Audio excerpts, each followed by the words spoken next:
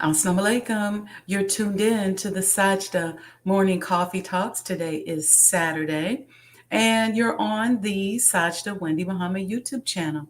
And I just can't wait to chat with y'all. I got me some pecan coffee this morning. I don't know why I say pecan coffee, but pecan pie. But anyway, that's what I got. Come in the room, tell a friend, like, share, and subscribe. And we'll be starting in about 3 minutes.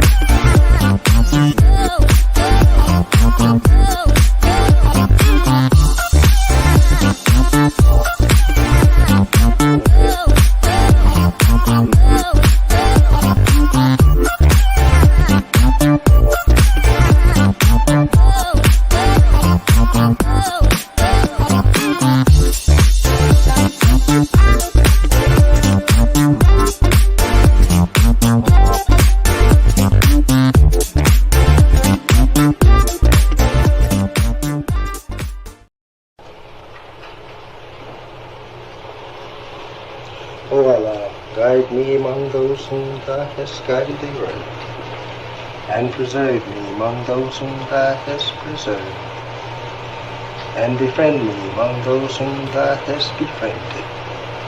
Bless me in whatsoever Thou dost grant me, and deliver me from the evil of what Thou hast judged. Surely Thou judgest, and none can judge against Thee, and he whom Thou befriendest is not disgraced. Blessed art Thou, O Lord, and exalted be Thee above what they set up besides Thee. I bear witness, nothing deserves to be served besides Thee, and I bear witness that Muhammad is Thy servant and apostle. Amen.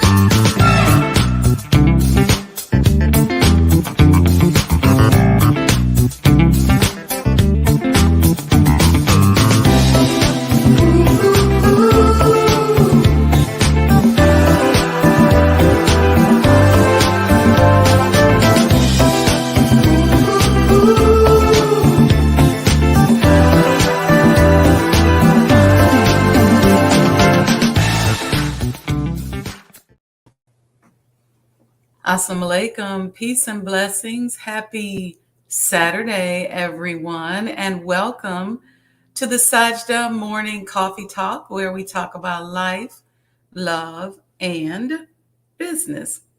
Um, I was really trying my best to figure out how to be outside among the trees this morning. And when I went out there, the cicadas was hitting me in the legs, and I said, you know what? I'm gonna respect y'all space. Even though the three reasons I wanted to be out there was because the trees are so green, the birds are chirping so beautifully, and the air is so clear. And when I stood out there and just kind of did a little meditative state, I got a great topic for today, at least I think. But then the cicada said, we got a job to do. They started hitting my arm and my leg, and I was like, we're going to respect them and what they showed up on the planet to do.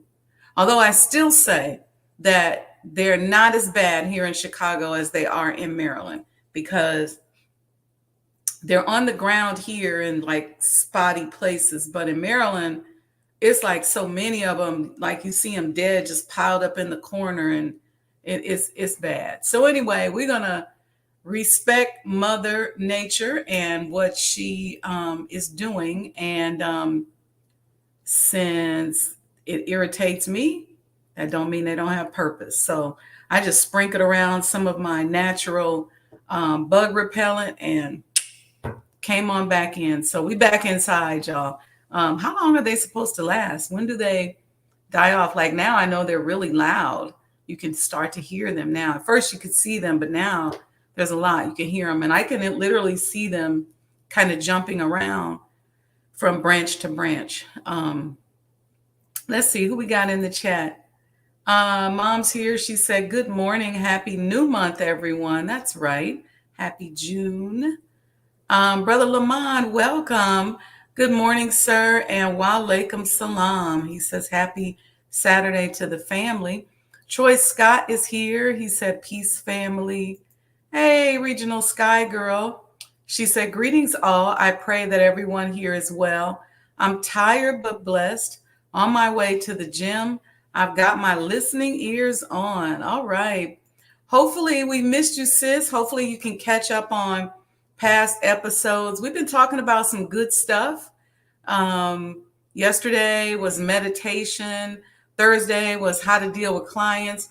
And I know I can't even tell you as a flight attendant how to deal with clients, because some people be acting crazy on these planes. I don't know what's going on, but they be cutting up on the plane. So I can't even say that my advice is going to work for you on there. But Thursday we talked about dealing with clients. So we've just been talking about, lots of love, lots of metaphysical topics.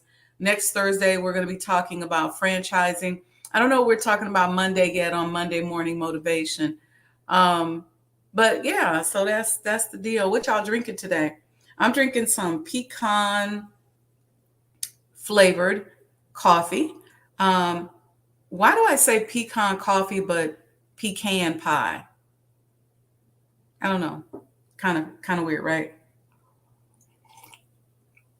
So anyway, that's what I got today, with a little vanilla oat creamer in there. Let me know what y'all drinking. So I was thinking this morning, assalamu alaikum, Sister Alita. Welcome. What you sipping on, sis? We was gonna be outside, but them cicadas, they ran me back in. So I'm here and I got to get over it and just get to going here. But while I was outside, I was thinking about how clear the air felt. And I started asking myself what I felt in the air. And I felt this clear love in the air, which was very interesting. It was clear love that the birds were kind of just dancing on as they sang. And then I said to myself, what is clear love? And my mind started to explore it a little bit. And I think clear love is beyond unconditional love. It's beyond pure love. And it's beyond social opinions. It goes well beyond that. Um, why do I say that? Because oftentimes when we love something, we put a filter on it. We love it after we judge it, right? We love it and we say, I'll give you an example. Let me just be honest. I was watching yesterday a program on the challenges that are happening on some of the Native American Indian reservations. This one happened to have been right outside of White Plain, Nebraska. And I looked at it, I stopped and checked it out. It was interesting to me because I actually know where that is. And I was watching all the challenges from the suicide rates, um, the alcoholism. It it was very clear to me that there was some type of programming happening that was creating this rampant record level suicides. And then they went into a liquor store and they sell this canned beverage that has like 12 to 15% alcohol, that's like twice the alcohol content or more of a beer. And children as young as 13 to 14 years old um, was drinking it. And so they were trying to get back to nature, because of the diabetes. They were dealing with diet. But as I was watching it, um, I realized that I was judging. So I was feeling bad, like, wow, that those diabetes numbers are incredible. The life expectancy was 40 for the men in this area on these reservations. So this particular gentleman who was talking was 35 years old, and he was considered an elder because he's not expected to live past 40. Um, but I was watching and I was judging. And I said, I said to myself, I said, Allah, help me to get to a space where I can watch and love in a clear manner. And so I had the clear love on my mind before I went to bed. And this is what I was doing. So we know that the people that are native to the earth, but specifically here talking about native to the Americas, were Black people. Um, this is before they were intermixed with the Spanish and other races. And so as I'm looking at the people on the reservation, there's social filters going through my mind that are impacting my empathy. And I started being very clear about that. Because when I looked at them, I said, why are they white? But then I asked myself a question. I said,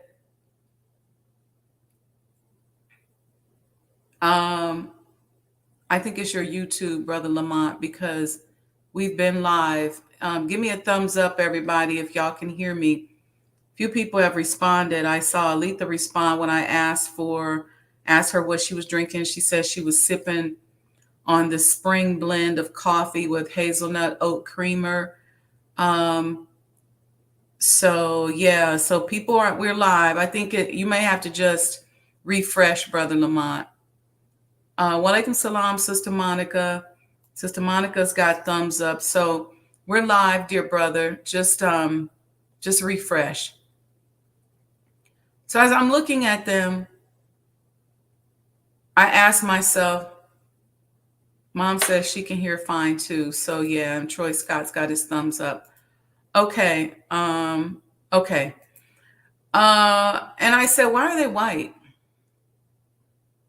And then I asked myself, why are you asking if they're white? And why is that mattering to you? Because you are watching this because you connected to the suffering. Then I saw they were showing all the trailer parks, and I was just analyzing it, but the analysis was happening a split second before my love. And I said, this is a powerful discovery. Because if I really truly want to be an ambassador of God, if I truly want to be a conduit of His, then my love has to come before the analysis. But because of societal conditioning, I still got back to the love, but because of societal conditioning, I was analyzing first. And then I thought, how often do we do that in life? When I popped up on your screen today, did you analyze me first? Did you analyze my face, my hairstyle today, my skin?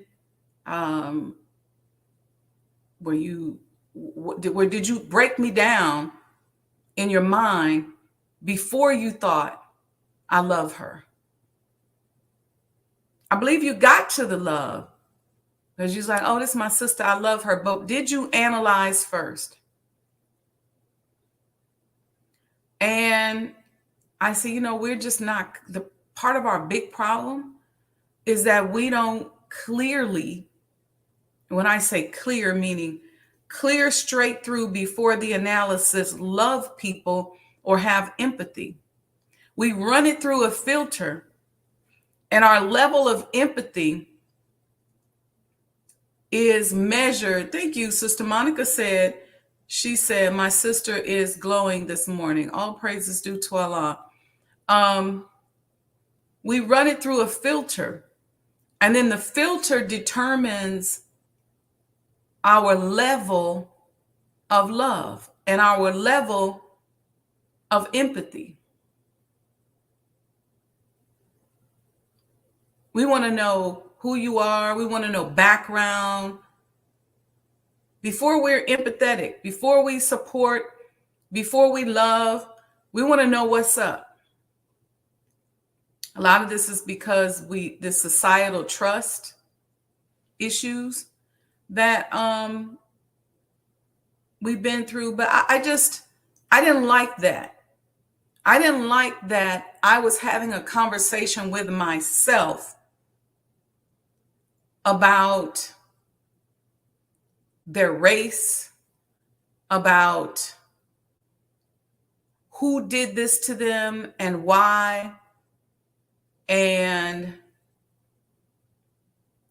imposing my judgment of how I felt like they could make a difference. They were building a skateboard park, and I was like, y'all don't need no skateboard park. But before doing all of that, I should have had, my empathy should have came first. My love should have come first. But it didn't. And I didn't like that about myself. And so I took myself then through a spiritual process to ask God to give me the love first, to remove anything inside of me that is impeding my ability to truly synchronize with him, because what I learned and I know is that until I fully trust him and fully synchronize, I can't have access to all of his tools and benefits. So until I synchronize, but I can't synchronize. And even if I went there to help, even if right now, if a bunch of us said, let's go there to help, certainly, I mean, I'm not going to judge them once I'm there. I'm there to help. What can I do? But how much am I going to be impeded? And how much am I impacting my access to my ability to help them with the judgment? It's like if you see a person on the street and let's say they're homeless and they haven't had access to maybe clean facilities. And so they may present a certain way. And even though you're like, I empathize with them because of what they're going through, does your judgment of their appearance and their smell and everything else filter your love and empathy for them? Something to think about. And so, like I said, I started going through this spiritual exercise so that I could download the intelligence that would remove any level of judgment from me. Because I really want to go there to help. That's why I was watching the program. I had learned about a lot of these things and I just had been doing a little bit of research, but my brain was doing too much. And then I thought about, you can't do that. And then how often do we do that? And I know, we always accuse white people of doing that. Like they look at our skin color or look at our sex or look at who we are before they determine whether or not they want to love us or have empathy towards us. But how many of us actually practice that behavior? How many of us actually practice that behavior? Even if it's for a split second, maybe you and I aren't acting on it. So I would never go, I'm not going to help them because they're white Native Americans, or I'm not going to help them because of a certain thing that I see. I would never take action on that. But how much did that thought impact the action that I will take? And how many of us actually do think the way that we accuse white people of thinking? I'm just being very transparent. I mean, in every society, I've traveled all around the world, and people will always tell you, well, white people are this, or the white man did this or that. A lot of it is true. They did underdevelop Africa. You hear that all throughout Africa, the ravaging and the raping of resources, and the history is horrific. When I went to the Dahomey Kingdom and saw what they did, it's horrific. And I've been around the world and I've seen that, and people bring it up. They talk about it. Even in Korea. I remember landing in South Korea and they said, I told you guys this yesterday, give you a minute. They looked dead at me and said, we're going to give you a minute to wash the China up off of you. And then they proceeded to talk about the white people in China. So that's a subject that is very popular around the world. If you go to Mexico, if you go to Nicaragua, I was in Bluefields, Nicaragua, which is the Caribbean coast of Nicaragua. And they were talking about the white people on the Managua or on the east side. I was in Costa Rica, and they talk about the white people, but it's always that.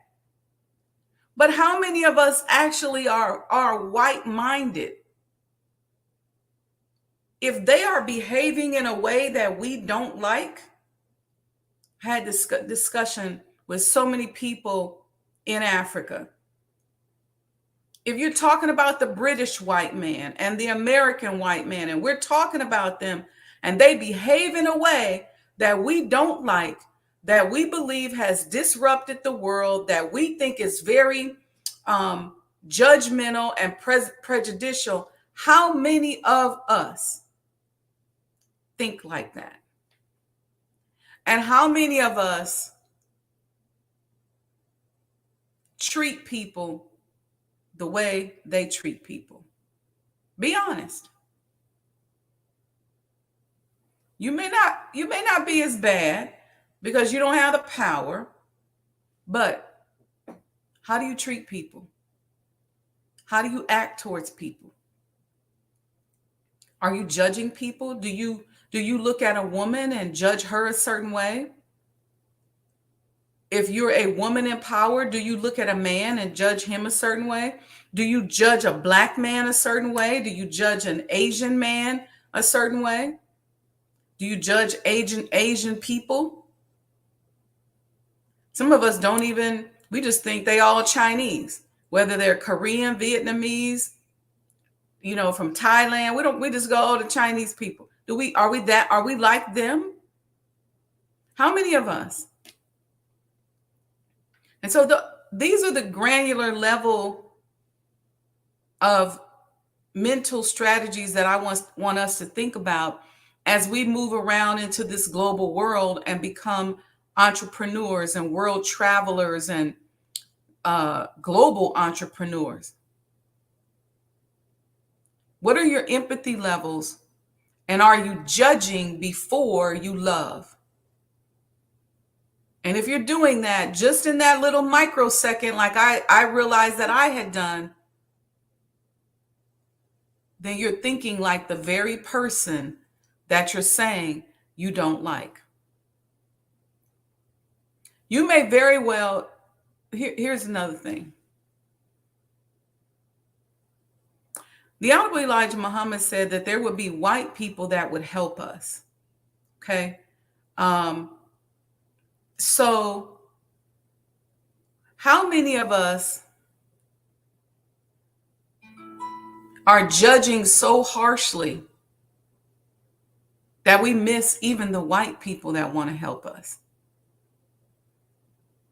See, this colonial mindset has to be destroyed, whether it's inside of the white man or inside of the black man and woman, inside of a white woman, inside of a Native American, inside of an Asian. It has to be destroyed. If you all hear me talk about this book all the time, it's Tom Burrell, his book, Brainwashed, where he talks about at some point the brainwashed become the brainwashers. And we may very well reach a point where a certain number of white people may move on and start to really work on themselves and think differently and move out of the colonized mindset of their ancestors. And then we'll be still sitting over here with that algorithm in our brain, treating each other the way the slave masters and colonizers treated us. Have you thought about that? Because if the universe is based on energy and based on algorithms and based on vibrations, and if we're still vibrating based on the algorithm of the slave master, and he's not, or certain ones of him are not, What does that mean? Who is God going to save? See, we like to think because we're black and we were victims of slavery, and because we're Native American and we were victims of the massacre, that we're going to be saved automatically. But what if you got the colonizer's mindset? What if you're just as racist? What if you're just as prejudiced? What if you're just as judgmental? What if you've been brainwashed so bad that it's in your DNA and you vibrate just like the slave master, and you're doing to everybody else what they did to us and your people? Are you still going to be part of the salvation? Are you still going to be saved? I don't know, but I would probably think not. Because if God has come to given us certain behavioral tools, a certain way to conduct ourselves, a certain way to eat, a certain way to treat people, a certain way to love people, a certain way to love ourselves, that's a vibration. That's a frequency. Those behaviors are allowing us to line up with a certain universal algorithm, if you will, to speak that language, so that we then are synced up. And then guess what? That mindset of the supreme mind is now synced up with us and can give us instructions. And to the extent that we are synced up with it will be the extent to which we can access the tools. Y'all don't hear me. Let me know if you hear me. I see some more of us have joined. Sister Betty is here. Welcome, welcome. Keen X Robinson, welcome once again. Hey, Marvelous Marva, walaikum salam. Haven't seen you in a minute. Wally M, voiceover artist. Walaikum salam, Wally M. All right. What is the duty of the civilized man and woman? Yeah. So what's going to happen to those of us that are not civilized? What if people outside of us start picking up the behaviors, start aligning with the algorithm, start receiving certain blessings, and start gaining access to certain tools, and the rest of us still out here doing one or two things, either being ratchet and acting a fool? We already know where that's going to get you. But what if you call yourself being civilized? You live in a certain neighborhood, you got a certain house, you got a certain job, but you act just like that slave master that enslaved you. You are still using the same business model as the one that was a predator against you and your people. What about you? I see you, Timestamp Army. Monica says, hear you loud and clear. Name of one of my businesses, Sink Your Soul. Yeah. We have to go down to these granular levels of thinking. And like I told you, when I caught myself just analyzing before being empathetic and before loving, I said, ooh, that's a tweak that need to happen. I need to tweak that.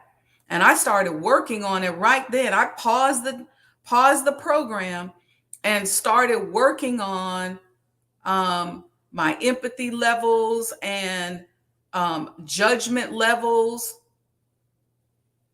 because it's not like I was going to act on it. Like I said, I'm not talking about if you a full-blown colonist or predator or devil where you go and you act on things because of what you see. You see somebody and because of their skin color, you try to hurt them. Or you see something you want, you act like a savage and you go try to hurt somebody to get it. Not going to act on that. And I'm sure you're not going to act on that. But how much are we impeding the progress and the deployment of our empathy when we just even put that thought in first? That's what I'm talking about. Stop yourself. Put the love and empathy in first. Don't judge somebody because of their sex. Don't judge somebody because of their race. Don't judge somebody because of their socioeconomic background. Now, I'm not saying that you can't be careful and that you can't have healthy boundaries for yourself. I'm not saying that. But what I am saying is how much, and what I am asking is how much do we deploy the same mindset and the same techniques and the same tactics that the slave master used on us to one another?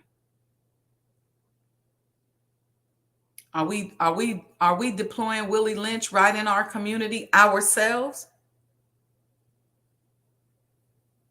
I saw that in Africa. The light against the dark, the young against the old, the have against the have-nots. Always taking some difference and wedging a gap between the difference. How much are we doing that? Are we doing it in business? Are we doing it with our children? Are we doing it in our churches? Are we doing it in our fraternal organizations? Are we doing it in our mosques? What are we doing? And are we doing that? We have to catch ourselves. Really got to catch ourselves and work on that, because if we want to change the algorithm, if we want to be synced up, we talk about rising into the bosom of God, but if we really want to be synced up with that universal mind, with that supreme wisdom, with that supreme mastermind, we got to sweep out the residue. We got to sweep out the residue of colonialism. We got to sweep out the residue of slavery. We got to sweep that out. How many times do you judge yourself based on how you think the white man would judge you? Like I said, I've traveled around the world, and this is a conversation people have all the time. It's the white man this and that, the white man blah, blah, blah. And I'm always thinking, yeah, but y'all doing what y'all saying he did. I'm not letting him off the hook. I'm just saying, what's going on in our mind? Do you judge yourself like that? You may know, or do you know you're a little darker? Do you think that the white man would judge you because you're a little darker? I was talking to somebody the other day, and the person was light skinned, and the person went through some really horrific business racism and unfair treatment. And we were having a conversation about that person potentially hiring me to assist them with correcting some things and resetting their organization and helping to prep them so that they can defend themselves against these things. And the person kept saying, I can't believe this is happening to me. I can't believe this is happening to me. I never thought this would happen to me. And something in my spirit said, ask them what they mean. And I did. And the person says, I'm light skinned. I've always gotten along well with white people. I've always been in their inner circles. I can't believe they would discriminate against me.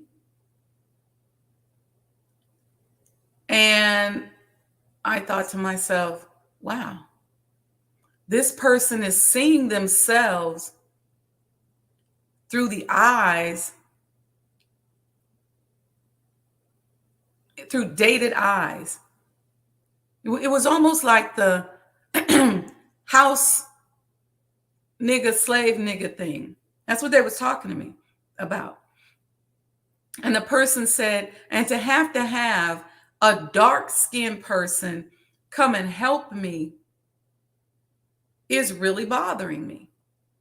So you know me, I said, so if that's bothering you that bad, is that going to impede your ability to pay when it comes time to pay?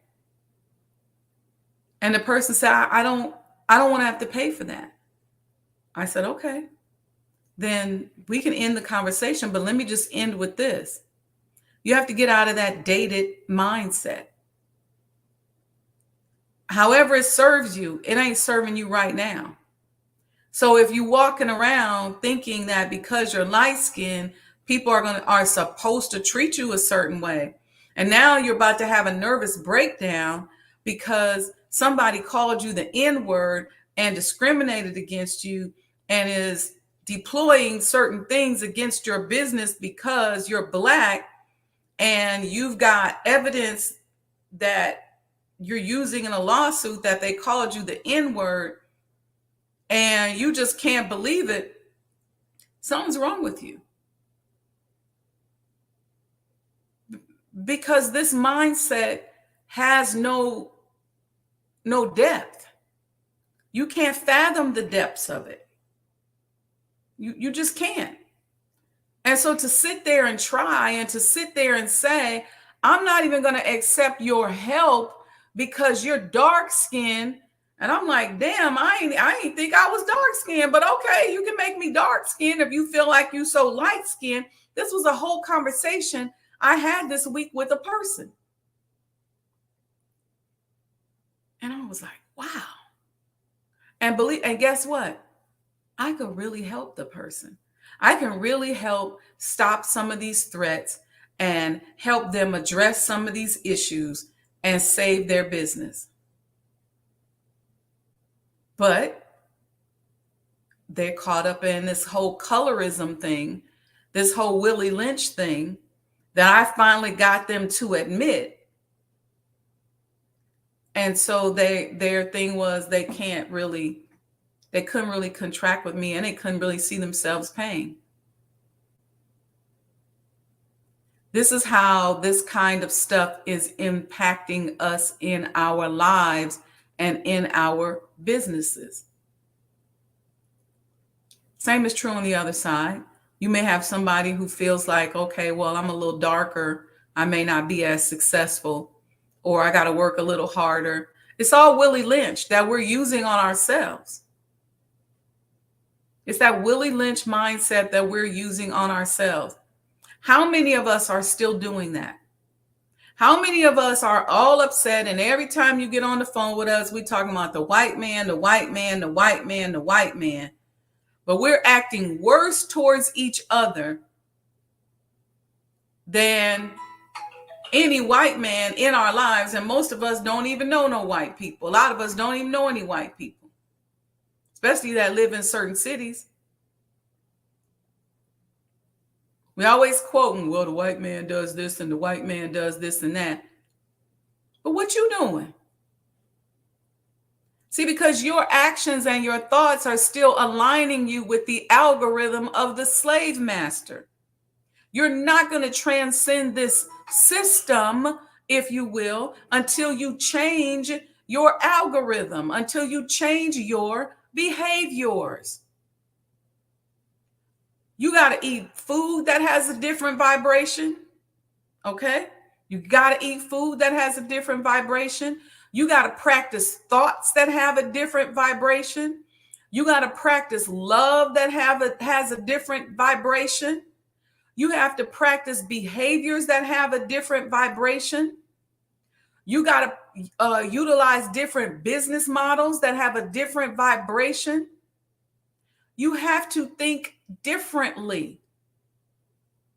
Otherwise, you're going to be stuck in an old, antiquated system that a lot of people may have actually moved on from already. You just don't know because you ain't moved on.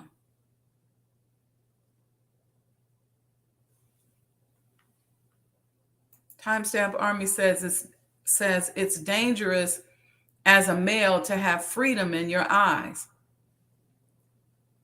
You know what? We're gonna have a discussion on that, Timestamp Army, because yeah, I'm not gonna touch that right now. But thank you for saying that, because I'm gonna have a whole conversation about that, because 68% of the people that watch this show are men, Black men specifically, between the ages of 25 and 45. And so I want to have that conversation, because Black men understand and are in the process of changing their vibrations and not seeing it as dangerous. You know, there's a certain point where the threat becomes so imminent that it becomes no threat at all. And for a lot of us, especially a lot of Black men, women too, that's what we're dealing with. The threat is there all the time. The racism is so much a part of our lives that for most of us, it's not even a threat at all, because we're not focused on it, because there's nothing we can do about it. So yeah, we have to be mindful. We got to be on post all the time and follow our general orders per se all the time. But, and we'll talk about general orders, but we have to do that. But at the end of the day, we get no reward and we make no changes to our personal algorithm that allows us to line up and sync up and sync up with the supreme mind or the supreme wisdom by worrying about that all the time. It has to, at some point, become a non-factor. At some point, we got to say, you know what? What I'm syncing up with is greater and bigger than that. And if that's going to get me, it's going to get me, but it ain't got me in 500 years. And if it gets me, then there's nothing I can do about it anyway.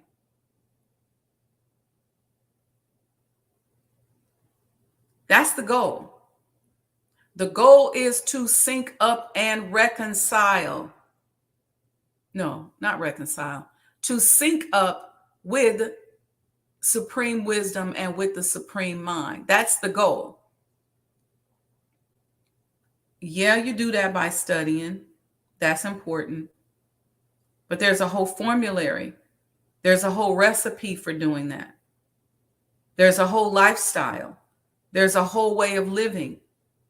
And believe it or not, there are people in the broader community who have accepted this lifestyle and are living it. There are people in the broader community who are spiritualists and who are seekers and who are working very hard to sync up with that supreme wisdom.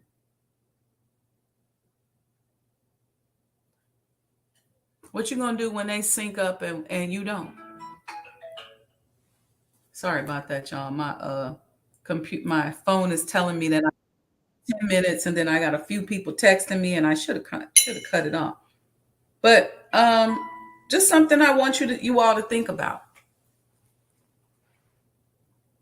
I want us to think about that. How much are we still deploying the slave master's mindset in our lives? Some of us still scared like we're slaves. We walk around whispering, be careful, watch out. We scared of everything. We don't know how to utilize our mind to change situations. We don't take time to pray in a proactive way. We pray in a subtractive or a begging or pleading way. We don't have conversations so we can figure out how to sync up with the supreme wisdom. Try this. This is something I do all the time. If I see something that I feel like I need to work on, I literally I'll go into a meditative state, then pray, and I'll ask the question, Allah, how do I line up with this instruction? Or let's say it's eating one meal a day. Let me give you that as an example. I have fallen off of that for a few years, gained a bunch of weight. And probably like October, November of last year, I said, Allah, show me what is happening with me emotionally that's making it difficult for me to eat one meal a day. What is happening? So, you know what happened? Then he starts showing me. And then as he started showing me things, I said, okay, Allah, help me, because most of it was fear of something. Help me by downloading into me the intelligence that I need to overcome the fear that's within me that I'm seeking to comfort through snacking. Now, I wasn't eating no 3 full meals a day, but snacking. I had gotten into this little snacky snack thing during the day. And so when I asked that, that's what he gave me and started showing me and started telling me. And as I kept with that practice and kept asking questions, I had never done it before around diet. I'd always done it around other things, but I never asked that question. What is it that I have to do? What is it inside of me that I need to work on that's preventing me from doing such and such, such and such? Or what is it that I need to know or that I need to be focused on in order to make such and so happen? But when I did it very specifically around diet, I started to lose about a pound a week. Since I think it might have been around Thanksgiving when I did that. And so even by the time Thanksgiving came, which is a holiday that I love, I ended up eating vegetables for that dinner that one time. So I'm asking myself the question, I know I'm not, I could be pious and go, well, I'm not eating 3 meals a day, but I wasn't eating one either. Maybe grab a granola bar around 1 o'clock. Maybe make it all day, eat my one meal, and eat a bag of snacks, some kind of snack at night. It's not a hunger thing. It's not a lot, but it's enough that I'm not lined up. I wasn't lined up with the algorithm that I say I wanted to be aligned with. So in asking that question, he was able to give me access to the intelligence to hack my mind so I could do a better job.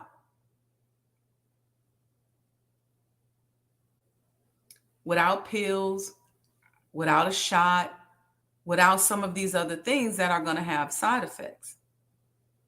That's just one example. But I want us to get our brains on the course of syncing up. How do we sync up?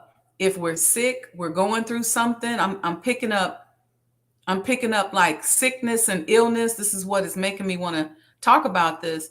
Walaikum salam, Brother Leonard. I see you there.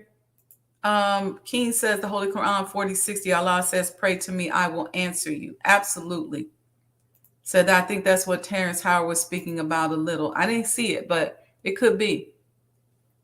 But I'm getting illness. And so let's have that conversation with Allah. Not why am I sick, but Allah help me, tell me, give me the intelligence and show me what I need to work on inside of myself that is causing this dis-ease. How do I align with you? And what is it that I am doing? And ask one question at a time. What is it that's happening in my mind or emotionally that is preventing me from syncing up and causing me to be dis-eased? Then you'll get that answer. And then once you find out what it is, it may say, it may give you a fear of something that you have. And then you're going to say, download into me, give to me, God, the intelligence to overcome this fear, because I know you're bigger than all of it. There's no fear that I could possibly have that you can't dissolve and you can't protect me against. No weapon formed against me shall prosper. I know that. So I know it's something inside of me that maybe is a blind spot. Help me see it. And when you start having these kinds of direct conversations with Allah, you will see that he will come at you, as the Quran says, when you take one step towards Allah, he will come at you flying. He will come at you flying because he wants you to sync up. So the overall theme of this conversation today, and we're going to end on this note, and that is, don't sit around and complain about what the white man is doing or what the white man has done if you're doing the same exact thing. And you may not have the power to be as visible as he is or was to do it, but are you doing it within your community and within your family? Are you racist? Do you discriminate? Are you sexist? Are you doing the very thing that you can't stand? Are you practicing the very behaviors that you can't stand about him? So anybody that comes talking to me about, oh, you know, the white man, this or that, if you come to me in your coaching session, well, you know, the white man, blah, blah, blah, I'm going to ask you, what are you doing? Because the first thing we have to do is do for self, which means control ourselves or own ourselves, have sovereignty over ourselves, do for self, accept ourselves, and first love ourselves. That's straight out of the teachings of the Honorable Elijah Muhammad. Do for self, accept ourselves, and first love ourselves. And we will see that the lifestyle that he gave us will align us and give us access to that algorithm. And the more we sync up, the more we trust, the more we practice those behaviors, and the more we sync up, the more access to the tools of the universe we will have. All right, family. Love you all. I appreciate you all. Thank you. Thank you. If you got anything out of this talk today, please make sure that you give a love offering. Go to Cash App, Sajdah Enterprises. We don't charge for this platform. So if you love it and you want it to stay free, then hit the Sajdah Enterprises on Cash App. I'd appreciate it. It don't have to necessarily be a lot, but something to help supplement the platform. Okay. Make sure you support the completion of the Honorable Elijah Muhammad House Museum. Get your commemorative Elijah coin today. Just go to supportsajdahhouse.com and follow those instructions. You can get your commemorative Elijah coin. We've got some amazing things coming up that you will probably begin to lay your eyes on, hint, hint, later this summer. And we're grateful. Stay tuned. Many of you are emailing me. You want to know if we're going to be doing tours while you're here for the National Training Conference.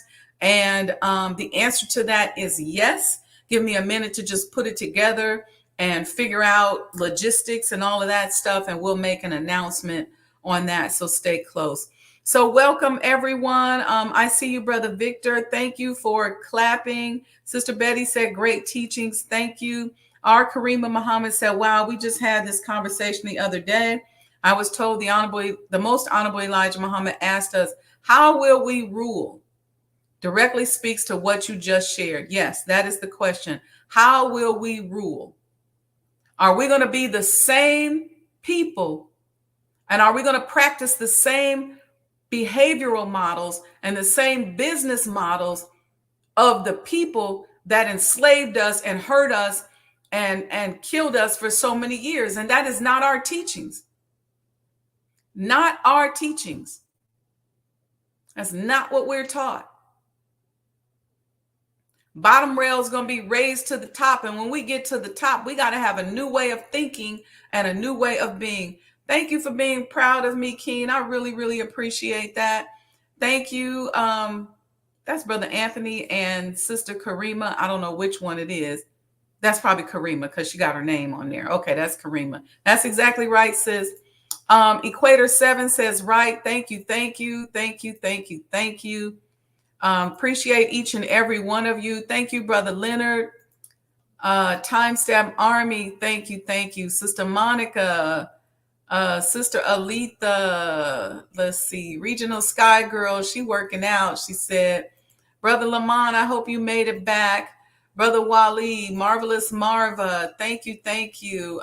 Sister Betty, we gave you a shout out already. Sister Renee H, Mom is on here. Troy Scott. Let's see. All right. Thank you for being so many of y'all. I may have missed some. Okay, family, listen.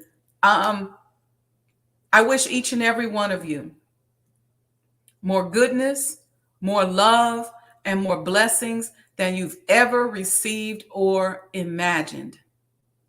And I just ask that you pay it forward.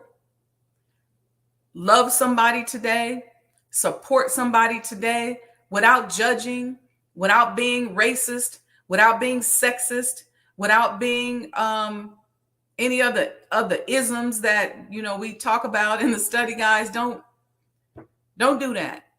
Love first. Put the love first. And ask yourself, like Sister Karima just put in the chat, how will you rule if you are in charge? All right. Thank you, each and every one of you. Love you, love you. And don't forget to support love offering. The thing is going across the bottom. All right. See you on Monday for Sajdah's Monday morning motivation. Make sure you like, subscribe, and share, and tell a friend. Peace and blessings.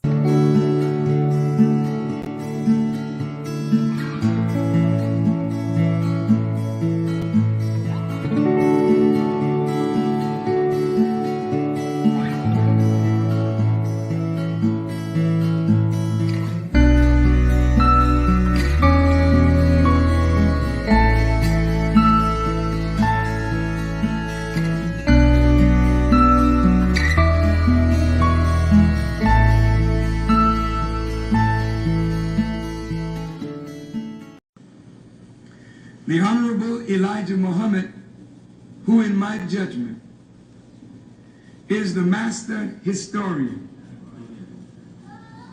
taught us that of all our studies, history is the most attractive, and it is best qualified to reward the researcher. History is most attractive. Why should history be most attractive?